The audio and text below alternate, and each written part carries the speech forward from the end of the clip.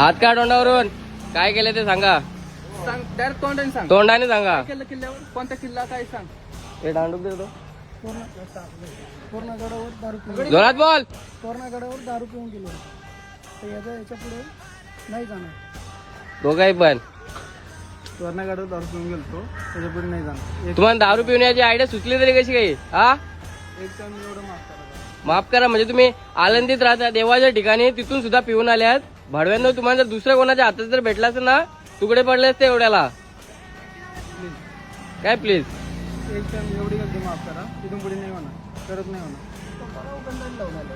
आईची बघून कुठं अशा गाडा.